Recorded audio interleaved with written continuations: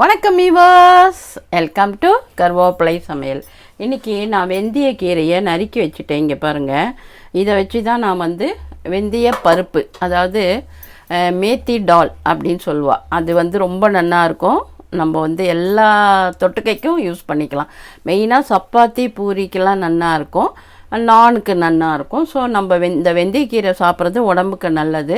இந்த பருப்பை நம்ம சாத்துக்கும் போட்டு சாப்பிட்லாம், நல்லாவே இருக்கும். நான் கடலப்பருப்பில் பண்ணுறேன். நீங்கள் துவரம்பருப்பு வேணும்னா பண்ணிக்கலாம், ஆனால் கடலப்பருப்பில் பட்டால் நல்லாயிருக்கும். ஸோ நான் இப்போ எண்ணெய் ஊற்றிட்டேன். எண்ணெய் 1 ஸ்பூன் தான் ஊற்றிருக்கேன். 2 பே லீஃபு, அப்புறம் கொஞ்சமாக சீரகம். சரிங்களா? சீரகம் ஒரு அரை ஸ்பூன் போட்டிருக்கேன். 2 இலை போட்டிருக்கேன். அதுக்கப்புறம் இஞ்சி பூண்டு பேஸ்ட்டு. சரிங்களா? இதெல்லாம் போட்டுட்டு நம்ம வதக்கணும். இஞ்சி பூண்டு பேஸ்ட்டு, சீரகம் வெடிக்கிறது, இதெல்லாம் ஒரு பக்கம் இருக்கட்டும். இதில் என்ன பண்ணணும், வெங்காயம் தக்காளி. வெங்காயம் ஒரு ரெண்டு வெங்காயம் நறுக்கி வச்சுருக்கேன். அப்புறம் 2 தக்காளி நறுக்கி வச்சுருக்கேன். அதுவே போதுமானது. அதனால் நான் இதோடு நிறுத்திட்டேன். இப்போ நான் என்னென்ன போட்டிருக்கேன் நான் திருப்பியும் சொல்கிறேன் உங்களுக்கு. பிரிஞ்சி இலை 2 போட்டிருக்கேன். அப்புறம் கொஞ்சமாக 1/4 ஸ்பூன் சீரகம் போட்டிருக்கேன். அப்புறம் இஞ்சி பூண்டு போட்டுக்கணும், அது வாசனை நல்லாயிருக்கும். அப்புறம் வெங்காயம் பொடியாக நறுக்கி சேர்த்துக்கோங்க. இதெல்லாம் நான் என்ன பண்ண போகிறேன், நீங்கள் பருப்பை தனியாக வேக போட்டு இதோடு சேர்த்து கொதிக்க வைக்கலாம். ஆனால் நம்ம என்ன பண்ணுறோம், எல்லாத்தையும் வதக்கிட்டு பருப்பை போட்டு மூடிடுவோம். ஒரு 3 சவுண்டு விட்டால் போகிறோம். சூப்பரான மேத்தி டால் ரெடி. ஸோ நம்ம இப்போ இந்த வெந்தயக்கீரை பருப்பை எப்படி பண்ணுறது அப்படின்றது தான் பார்க்க போகிறோம். இந்த வெங்காயம் வதங்கிட்டோம். அதுக்கப்புறம் தக்காளி போட்டுருவோம். அதுக்கப்புறம் நம்மளுக்கு காரத்துக்கு தேவையானதெல்லாம் போட்டுட்டு, அதுக்கு முன்னாடி நான் ஒன்று சொல்கிறேன். இது வதங்கின்னு இருக்கட்டும். இங்கே பாருங்கள், கடலப்பருப்பு நல்லா உங்களுக்கு எவ்வளோ வேணுமோ பார்த்துக்கோங்க. அவ்வளோ கடலப்பருப்பு, அதாவது ஒரு சின்ன டம்ளர் எடுத்துக்கலாம், இல்லை பெரிய டம்ளர் எடுத்துக்கலாம். இந்த மாதிரி ஒரு டம்ளர் அளவுக்கு கடலப்பருப்பு எடுத்து குறைஞ்சது 2 மணி நேரம் ஊறணும். அப்போ தான் இது நல்லா மசியும், டால் அப்படியே சேர்ந்து வரும். ஆக்சுவலாக வெந்தயக்கீரை ரொம்ப உடம்புக்கு நல்லது. அதுவும் லேடிஸ்லாம் ரெகுலராக சாப்பிடணும். இந்த டைமில் நிறையா கிடைக்கிறது. அதனால தான் நான் இந்த வெந்தயக்கீரை பருப்பு பண்ணலாம் அப்படின்னு வந்திருக்கேன். இது எல்லாத்துக்குமே நீங்கள் தொட்டுக்கலாம். நம்ம பழக்கப்படுத்துறது தான் காரணம். நம்ம அந்தந்த சீசனில் கிடைக்கிறத நம்ம சமைச்சு யூஸ் பண்ணிக்கலாம். உங்களுக்கு இந்த வெங்காயம் பூண்டு இதெல்லாம் வேண்டான்னா சீரகம் வதக்கிட்டு தக்காளியை போட்டு வதக்கிட்டு பருப்பை போட்டும் பண்ணலாம், கீரை போட்டு. அதாவது நிறைய பேர் சாத்விக்காக சாப்பிடுவா, வெங்காயம் பூண்டு அதெல்லாம் சாப்பிட மாட்டேன். அவளுக்கு சொல்கிறேன் நான். அதுவும் ரொம்ப நல்லா தான் இருக்கும். இப்போ வதங்கிடுது கொஞ்சம் வெங்காயம். இப்போ தக்காளியும் போட்டுடுறோம். இப்போ வெங்காயம் போட்டாச்சு, தக்காளி போட்டாச்சு. ரொம்ப சூப்பராக இருக்கும், ஈஸியாகவும் ஆகிடும் உங்களுக்கு. இதுக்கு நல்ல கலர் வேணும் அப்படின்னா நீங்கள் காஷ்மீரி மிளகா அப்படி இருந்தால் சேர்த்துக்கலாம். நான் மஞ்சள் போட்டிருக்கேன் கொஞ்சோண்டு. இப்போ அதுக்கப்புறம் மிளகா பொடி போடலாம். மிளகா பொடின்றது நீங்கள் தனியாக மிளகா அரைச்சது இருந்தால் கூட ஒரே 1 ஸ்பூன் போட்டுக்கோங்க. ரொம்ப காரம் வேண்டாம். கலருக்காக கொஞ்சம் காரப்பொடி சேர்த்துக்கோங்க. சரிங்களா? அதாவது எவ்வளோன்னா நம்ம பண்ணுற குவான்டிட்டியில் அதுக்கு தகுந்த மாதிரி 1 டம்ளர்னால் நீங்கள் 1/4 தான் போட்டுக்கணும். ஒரு 5 சிட்டிகை அப்படி போட்டுக்கணும் காரம். இப்போ இது நல்லா வதங்கணும். இந்த எண்ணெயில் இந்த காரம் வாசனை போகணும், அந்த அளவுக்கு வதங்கணும்.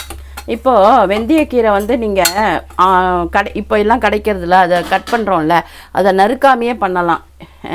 கொஞ்சம் நறுக்கியாச்சு, எங்கள் சார் நறுக்கிட்டார். அதனால சரி பரவாயில்ல அப்படின்னு விட்டுட்டேன்.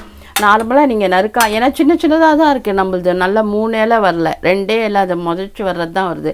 அதனால் நம்ம நறுக்காமல் கூட பண்ணலாம், நறுக்கியும் பண்ணலாம், ஒன்றும் தப்பு கிடையாது. நம்மளோடது நல்லா வதங்கட்டும். வதங்கிறதுக்கு கொஞ்சம் சேர்றதுக்கு வேணால் கொஞ்சமாக தண்ணி ஊற்றிக்கலாம். கொஞ்சம் வதங்கின பிறகு கொஞ்சமாக தண்ணி ஊற்றிக்கலாம். தேவையான உப்பையும் போட்டு பருப்பையும் போட்டு வேக வச்சிட்டோன்னா நம்மளோட வெந்தயக்கீரை பருப்பு ரெடி. ரொம்ப சூப்பராக இருக்கும், ஹெல்த்தியாக இருந்து பசங்களுக்கு இதிலேயே பருப்பு சாதம் மாதிரி பசைஞ்சு கொடுக்கலாம். இந்த கடலப்பருப்பு பதிலாக நீங்கள் துவரம்பருப்பு யூஸ் பண்ணிங்கன்னா பருப்பு சாதம், நம்ம கிள்ளி அதோட சொல்லுவோம் மிளகா கிள்ளின சாம்பார், வெறும் சாம்பார், அந்த மாதிரியும் இருக்கும். டேஸ்ட்டாகவும் இருக்கும். ஏன்னா அந்த வெந்தய வாசனையோட சூப்பராக இருக்குது அப்படின்வீங்க. இது எல்லாருக்கும் தெரியும் தான், இருந்தாலும் நான் இன்றைக்கி பூரிக்கு தான் இதை தொட்டுக்க பண்ணுறேன். ஸோ உங்களுக்கு அதனால் இதை காமிக்கிறேன். இன்றைக்கி நைட்டு பூரி பண்ணிவிட்டு இதை சாயந்தரம் எங்கள் பையனும் மற்றவாளும் சாப்பிடுவாங்க. யார் யாருக்கு வேணுமோ அவள். சரியா, அதனால் கொஞ்சமாக தான் பண்ணுறேன். ஸோ இந்த மிளகா பொடி வாசனை போன பிறகு தான் நம்ம வந்து பருப்பை போடணும். அதுக்கு தான் வெயிட் பண்ணிட்டுருக்கேன். கொஞ்சம் பச்சை வாசனை போகட்டும்னு. ஸோ இப்போ ரெடி ஆகிடுச்சு. இப்போ நம்ம என்ன பண்ண போகிறோம், இந்த அலசின பருப்பு எடுத்து ஊற வச்ச பருப்பை நல்லா ஒரு 2-3 வாட்டி அலசிக்கோங்க. அப்புறம் இதில் சேர்த்துருங்க. நம்ம வந்து ஒரு சின்ன டம்ளர் 1 டம்ளர் போட்டிருக்கோம். அதை நல்லா வதக்கிடுறோம். இப்போ கடைசியில் என்ன பண்ணணும், நம்ம வெந்தயக்கீரையை அப்படியே போட்டுடணும். வெந்தயக்கீரையை நீங்கள் நறுக்கவே வேண்டாம், நம்மளது சின்ன இலை அப்படியே போட்டுருங்க. இது நறுக்கி இருக்குது, நீங்கள் நறுக்க வேண்டாம். இப்போது தண்ணி, அந்த பருப்பு கிருப்பு எல்லாம் முழுகிற அளவுக்கு தண்ணி ஊற்றினா போகிறோம். வெந்தயக்கீரையை கொஞ்சம் வதக்கிடுங்க. ஏன்னா அப்போ தான் வந்து உங்களுக்கு டேஸ்ட்டு நல்லாயிருக்கும். நான் பருப்புக்கு அப்புறம் போட்டேனேன்னு பார்க்காதீங்க, அது தக்காளியில் போட்டு வதக்கிடணும். நான் பேசுகிறதுல கொஞ்சம் மறந்துட்டேன்னு நினைக்கிறேன். அதனால் தக்காளிக்கு அப்புறமே கீரையை போட்டு ஒரு வதக்கிடுங்க. அதுக்கப்புறம் பருப்பை போடுங்க. இப்போது இதெல்லாம் போட்டாச்சு. கொஞ்சம் தேவையான அளவு உப்பு இப்போ போட்டாலும் ஒன்று தான், இல்லைன்னா திறந்த பிறகும் போட்டுக்கலாம், நம்ம சாய்ஸ் தான். நானாக போட்டுறேன், ஏன்னா 2-3 சவுண்டு விட்டு அது நல்லா வெந்துடும். ஸோ அதனால் உங்களுக்கு எல்லாமே நான் ஈஸியாக தான் சொல்லித்தரேன். ஏன்னா வந்து ஒரு குக்கரை வச்சுட்டா போகிறோம், எல்லாத்தையும் சட்டுன்னு பண்ணிடுற மாதிரி. அதனால் நீங்களும் அந்த மாதிரி பண்ணிக்கலாம். சரியா, இப்போது நம்ம எல்லாம் போட்டாச்சு. தேவையான காரம் கீரம் எல்லாம் போட்டாச்சு. உங்களுக்கு சப்போஸ் வந்து மசாலா ஃப்ளேவர் வேணும்னா கடைசியாக கரம் மசாலா, இல்லைன்னா திறந்த பிறகு கூட 1/2 ஸ்பூன் போட்டு கொதிக்க வச்சு எடுத்துக்கலாம் நீங்கள். இதுக்கப்புறம் சீரகம் கூட தாளித்து கொட்டலாம். சீரகம், மிளகா, கொஞ்சம் கருவேப்பிலை எல்லாம் அப்படி பார்க்கறதுக்கு அழகாக இருக்கும், தாளித்து கொட்டிக்கலாம். ஸோ இப்போ வந்து நம்ம எல்லாத்தையும் போட்டு மூடிட்டோம். வெந்த உடனே நம்மளோட சூப்பரான வெந்தய பருப்பு ரெடி ஆகிடும். இந்த வெந்தயக்கீரையை பற்றி நான் நிறையா சொல்லலாம். அயன் சக்தி ஜாஸ்தியாக இருக்கிறதுனால உங்களுக்கு இன்னும் டயபெட்டிக் பேஷண்ட்ஸ் கூட இதை சாப்பிட்லாம். ஸோ வெந்தய குழம்பு பண்ணலாம், வெந்தய சாம்பார் பண்ணலாம், இந்த பருப்பு பண்ணலாம், வெந்தய பருப்பு பண்ணலாம். இந்த கீரையை நம்ம வதக்கி தொகையில்லாமல் அரைக்கலாம். ஆனால் எதுவுமே கொஞ்சம் அளவோட கம்மியான புளி சேர்த்துக்கிறது ரொம்ப நல்லது. ஸோ இதெல்லாம் நம்ம இன்றைக்கி பண்ணியாச்சு. இது ரெடியான உடனே நான் உங்களுக்கு காமிக்கிறேன். ஓகேவா? ஆமாம், எல்லோரும் என்ன வர ரொம்ப தூங்கிடுறீங்களா என்னன்னு தெரியல, பார்க்கறதுக்கு மிஸ் பண்ணிடுறீங்களா வீடியோவை? அப்படியா? மிஸ் பண்ணாதீங்க, கண்டிப்பாக உங்களுக்காக தானே நான் போடுறேன். அதனால் எல்லா வீடியோவையும் பாருங்கள், பழைய வீடியோலாம் போய் பாருங்கள், நிறைய ஐட்டம்ஸ் இருக்கும். இப்போ நம்ம என்ன பண்ணியிருக்கோம், 4 சவுண்டு போட்டு எடுத்துட்டோம். இது 1 பார்ட்டில் நான் உங்களுக்கு சூப்பராக டால் பண்ணுறதுக்கு சொல்லி கொடுத்துருக்கேன். இந்த டால்லையே கொஞ்சம் அரிசி போட்டு ஒரு 2 மணி நேரம் அரிசி ஊறின உடனே இதில் கொஞ்சமாக பருப்பு எவ்வளோ எடுத்துருக்கு அதில் பாதி அரிசி போட்டு மூடினீங்கன்னா சூப்பரான பருப்பு வெந்தய பருப்பு சாதமும் ரெடி. அப்படியும் நீங்கள் பண்ணிக்கலாம். ஸோ இந்த சீசனில் வெந்தயக்கீரை நிறையா கிடைக்கிறது, ட்ரை பண்ணிக்கோங்க. இதை கொஞ்சம் மசிக்கணும். அதுக்கு முன்னாடி நான் வந்து தென்கட்சி கோ சாமிநாதனோட கதையை சொல்கிறேன். அவரது ரொம்ப நல்லாயிருக்கும். அது என்னென்னா, ஒரு ராஜா என்ன பண்ணுறாரு, எப்போவும் ரெகுலராக ஒரு சன்னியாசியை போய் பார்ப்பாராம். அந்த சன்னியாசியை பார்த்துட்டு அன்றைக்கி என்ன சொன்னாராம், நீங்கள் அரண்மனைக்கு வரீங்களா அப்படின்னு சொல்லிட்டு ராஜா கேட்டிருக்காரு. உடனே அந்த சன்னியாசி, அதுக்கு என்ன நான் வரேனே அப்படி.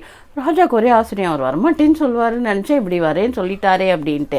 இருந்தாலும் அதை காமிச்சிக்காமல் என்ன பண்ணுறாரு, வாங்க அப்படின்னா, நான் இப்படியெல்லாம் வரமாட்டேன், எனக்கு புது ட்ரெஸ் வேணும், தங்க தேர் வேணும் அப்படி இப்படின்றார். உடனே எல்லாத்தையும் கொடுத்து ராஜாவுக்கு ஒரு மாதிரி எடுத்து, என்ன சன்னியாசி இப்படி பண்ணுறாரு அப்படின்னு. அவர் வந்தார், வந்து ஜம்முனி இறங்கிட்டும் சும்மா இல்லை, என்ன பண்ணார் தெரியுமா, ஒரே மிரட்டல். அதை கொண்டா, இதை கொண்டா, அதை கொண்டா, இதை கொண்டா, இந்த ட்ரெஸ் எடு, அந்த ட்ரெஸ் எடு, இந்த சேரை போடு, அந்த சேரை போ. நல்லா காலங்காத்தால் நல்லா பார்க்கில் சுற்றுறது, கார்டன் அதான் தோட்டத்தில் நல்லா சுற்றுறது, அப்புறம் நல்லா குளத்தில் ஜம்முனி நீச்சல் அடிச்சின்னு குளிக்கிறது, வகையாக சாப்பிட்றது, அப்படியே பிரமாதமாக என்ஜாய் பண்ணியிருந்தார். ராஜாக்கா ஒரே கடுப்பு, நம்ம இங்கே ஒரே டென்ஷனில் இருக்கோம், நம்மளால் என்ஜாய் பண்ண முடியல, அவர் பாரு எப்படி ஒரு சன்னியாசி இப்படி என்ஜாய் பண்ணுறாருன்னு ஒரு வாரம் ஆச்சு. இந்த ராஜாவுக்கு ரொம்ப இதுவாகிடுச்சு. சரி நம்ம போய் கேட்டுருவோம் அவரை. அதான் அவரை பார்க்க வந்தவுடனே அப்படியே தயங்கி நிற்கிறார். என்ன ஏதாவது கேட்கணும்னு நினச்சியா அப்படின்னு கேட்குறாரு. ஆமாம், எனக்கு தெரியும் நீ என்ன கேட்க போகிறேன்னு, இருந்தாலும் நீயே கேளு அப்படின்றாரு. ராஜா வந்து இந்த சன்னியாசியை பார்த்து, உங்களுக்கும் எனக்கும் என்ன வித்தியாசம் அப்படின்னு கேட்குறாரு. அப்படியாப்பா, நான் கண்டிப்பாக அதுக்கு பதில் சொல்கிறேன் அப்படின்னு சொல்லிட்டு என்ன பண்ணுறாரு, வா நம்ம 2 பேரும் ஒரு இடத்துக்கு போகலாம் அப்படின்றாரு. உடனே 2 பேரும் போகிறாங்க. அந்த அரண்மனை எல்லா ஓரத்தில், அந்த அதாவது என்ன அந்த ராஜாவோட பார்டர் இருக்கும்ல, அந்த அந்த கடைசியில் போயிடுறாரு அந்த பார்டருக்கு. போன உடனே என்ன பண்ணுறாரு சன்னியாசி, அப்பா நீ என் கூட வரையா? எங்கே அப்படின்னா, நான் இங்கே தான் இருக்க போகிறேன், நீ வரையா என் கூட அப்படியே என்னோடைய அப்படின்னு கேட்குறாரு. அதுக்கு ராஜா சொல்கிறார், நான் எப்படி உங்களோட வர முடியும்? எனக்கு அரண்மனை இருக்குது, சொந்தம் இருக்குது, பந்தம் இருக்குது, மக்கள் இருக்காங்க, ஆட்சி பண்ணணும், அதை செய்யணும், இதை செய்யணும், நீங்கள் பாட்டுக்கு என்னை கூப்பிட்றீங்க இப்படியே வான்னு அப்படின்னா, இல்லைப்பா நான் இங்கேருந்து இப்படியே தான் போகிறேன், இந்த ட்ரெஸ் எல்லாம் அவுத்து அவர்கிட்ட கொடுத்துட்டு, இதுதான்ப்பா உனக்கும் எனக்கும் இருக்கிற வித்தியாசம், நான் அங்கே அரண்மனையில் இருந்தேன், உன்ன மாதிரியே ட்ரெஸ் போட்டேன், உன்ன மாதிரியே சாப்பிட்டேன், உன்ன மாதிரியே ஜாலியாக இருந்தேன், ஆனால் நான் எது மேலேயும் பற்று வைக்கலை, இருக்கிறத அனுபவித்தேன் அவ்வளோதான், ஆனால் நான் எதையும் பற்று வைக்கல எது மேலேயும். ஆனால் நீ வந்து எல்லாத்து மேலேயும் பற்று வச்சுருக்க, அதனால என்னோட நீ உன்னால் வர முடியாது, உனக்கும் அதுக்கும் அதுதான் டிஃப்ரென்ஸ்ன்னு சொல்லிட்டு அந்த ட்ரெஸ்ஸை தூக்கி அவர்கிட்டயே கொடுத்துட்டு அவர் பாட்டு திரும்பி பார்க்காம போயிட்டார். அப்போ இதுலேருந்து நமக்கு என்ன தெரியறதுன்னா, நம்ம கூட நம்மக்கிட்ட இருக்கிற எல்லா பொருளையும் ஆண்டு அனுபவிச்சுக்கணும், ஆனால் அது மேலே ரொம்ப பற்றுதல் வச்சா ரொம்ப கஷ்டம். ஒரு சன்னியாசி மாதிரி வாழ கற்றுட்டோன்னா நமக்கு எந்த பிரச்சனையும் இருக்காது. நடக்கிறது நடக்கட்டும், இருக்கா ஜாலியாக என்ஜாய் பண்ணு, நல்லா சாப்பிடு, தூங்குறியா தூங்கு, அப்படி நம்ம இருந்துட்டோம்னா இந்த கவலையை விட்டுட்டு பகவான் வந்து பார்த்துப்பார். சரிங்களா? இப்போ வந்து நான் தாளிச்சு கொட்டியிருக்கேன், சீரகமும் மிளகாயும் தாளித்து கொட்டிட்டேன், சூடாக இருக்குது. அதுக்கப்புறம் என்ன பண்ணணும், மேலே கொஞ்சம் கொத்தமல்லி கீரையை போட்டுடணும் நறுக்கி. அவ்வளோதான், சூப்பரான நம்மளோட வெந்தய பருப்பு ரெடி. சூப்பராக இருக்கும். நீங்கள் எதுக்கு தொட்டுக்க போகிறீங்கன்னு எனக்கு தெரியல, நான் வந்து சாத்து மேலேயே போட்டு சாப்பிட்ருவேன், இல்லைன்னா பூரி பண்ணி தொட்டுக்கணும், ஏதாவது ஒன்று பண்ணலாம், தப்பு கிடையாது. நான் உங்களுக்கு இதையே வந்து எப்படி பருப்பு வெந்தய பருப்பு சாதம் பண்ணுறதுன்னு நான் சொல்லிட்டேன், எல்லாம் ஒன் பார்ட் ரெசிபி, சூப்பராக பிரமாதமாக இருக்கும், ட்ரை பண்ணி பாருங்கள். ஈஸி வேறு, உங்களுக்கு சப்ஸ்கிரிப்ஷன் ஃப்ரீ, ஃபாலோ பண்ணுறது ஃப்ரீ. ஸோ கண்டிப்பாக சப்ஸ்கிரைப் போட்டுக்கோங்க, பெல் பட்டனை டச் பண்ண மறக்காதீங்க, ஷேர் பண்ணுங்கள். ஆரோக்கியமாக சாப்பிடுவோம், ஆரோக்கியமாக இருப்போம். நன்றி, வாழ்த்துக்கள்.